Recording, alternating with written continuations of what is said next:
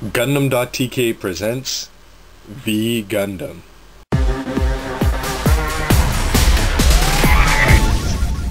Hey everybody, what's up? It's Robert184 and today I'm going to be taking a look at the 144th Victory Gundam. This kit is made all the way back in 1993. It's the first in the series and it sells for a whopping, and it still sells for 500 yen or $5 today.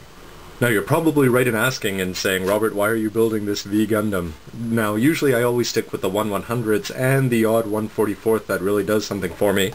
But really there's no other reason for this than I didn't expect to see this kit and the Master Grade is going on soon. So as a warm-up for that, I thought I would show you an old 144th kit. The box doesn't look too bad for its size and for its age. But what's this? Oh, there's something going on with the V frame, so let's check that out over on the side. It's going to come with the beam rifle, beam shield, sound effects, and a real 1/44th scale, as opposed to the fake ones that Bandai used to put out. Here it comes with some full action, and what's this? Who needs a Master Grade when I have V-frame action? And this looks like one of Soundwave's demented old tapes here from the 80s. And you're going to get exciting things like a beam saber, and you're going to make it be able to put it in cool poses with clear parts. And yeah, so you're going to get different arms because it does come with a base, and one of the arms is going to allow you to put it into a flying pose, again with sound effects. Finally over here you're going to see it comes with two beam sabers, one bent one, and it looks like you're able to bring the shield forward. Looking around to the rest of the box, 144th, and then you're going to see the other ones in the series 144th. You've got the Gun Easy there, you've got the James gun, and the Zoloat.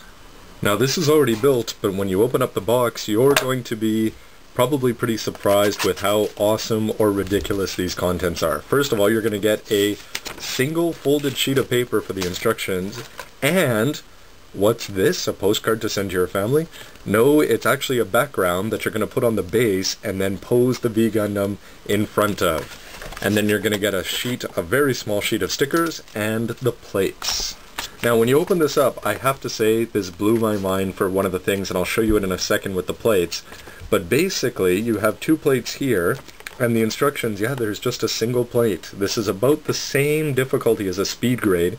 Shows you how to build the base, and yes, you put the postcard in there, and then there's a list of the parts, and yep, if you're missing or break any, you can order them. If you're ever feeling stressed, just imagine that you're walking through the woods until, well, he's not 18 meters, but a 15-meter Gundam comes and gets in your way, and then over here you're going to get some data on it, including all the parts and a breakdown with some decent line art. Now the plates themselves were just hilarious when I first see them. You get it fits together, you'll notice that they've lined up really well down here. And I'm not joking, but Bandai did this on purpose. You're supposed to cut these here, and you have the right sides of the legs and the left sides of the legs, for example, and the arms, and you stick them together, and then basically all of your parts are already put together. So you don't have to actually cut them off until they're already put together. So you don't need any polycaps, except you do have to put in one part of the inner frame in there. But I just had to laugh when I did this, but I wanted to try it, but I didn't. So maybe if I ever do the V2, I'll give it a shot, but I did cut it off and line them properly. But interesting innovation, Bandai, and I'm sort of glad that you got rid of it.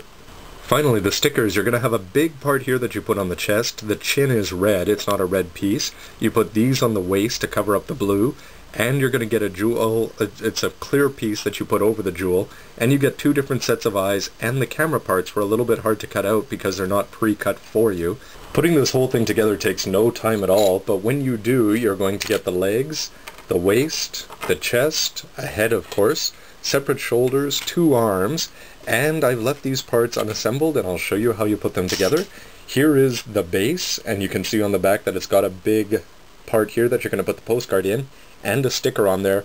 Looking at the pieces one by one, when you put the two halves of the plates together, you actually put the white on top of the red, so it's just one piece here, and I put some black lining in, and then you add this part, and you can see here with the leg that again, because it's just the two parts, you just sandwich it together, and when you're actually done putting it together, you're going to get this with a bend there, and you're going to have some ankle mobility, including off to the sides.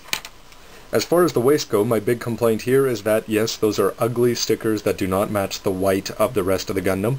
It's going to take a fair bit of lining for it to look good, so if you're good with ink, go for it, otherwise the markers will do. The chest itself is very, very simple. It's basically just got two halves that you put in the V frame on the inside, and then you've got a white part that you slap on the front, and then this is a sticker with black, red, and yellow on it. And if you get it on, it looks okay, but you're going to have to do some fiddling with it to get it right. And on the back, you just slap on a single white piece for the engines. As far as the arms go, they're going to be able to bend up here around the elbow. You can bend them this much, and then they do have the red part is able to bend and come all the way forward, and you'll notice that it passes the fist, which is important. The shoulders just take some lining, but what's interesting about them, I found, is that they are a fat single piece. As far as the head goes itself, this is actually pretty small. It really reminds me of a 1/200th speed grade, and it's going to take you a couple of times to get the lining right, but once you do, outside of these parts here on the face, I think it looks pretty good, and much better than I expected for something of its size. Now, I didn't really want to do a build video of this, but I thought I would show you how you actually put it together, and it's pretty simple. So all you're going to end up doing is something with the legs, like this. You line it up so that you've got the hole and this here, plug that in, and it fits in like that, and then you're just going to attach it on to the peg inside the lower leg. And when you do that, you have a simple leg. And that's why you're able to build these parts, because you do all of the frame assembly afterwards. And once you've done that, you just put the bottom of the foot into the ankle to plug this part into the upper arm, and once you've done that, you plug that into the lower arm, and then put in the fist, and you're ready to go. This is a single piece, but at least they didn't make it white. They do at least give you gray plastic for it. The beam sabers, you have to paint the bottoms white if you want to do that. You've got a straight one and a bent one. And as far as the shield goes, the shield looks very, very similar to the 1/100th high grade, and it looks alright actually. So that wraps up part 1 of this review of the 144th V Gundam, so stay tuned for part 2 and see this monster all put together. Thanks for watching everybody. www.gundam.tk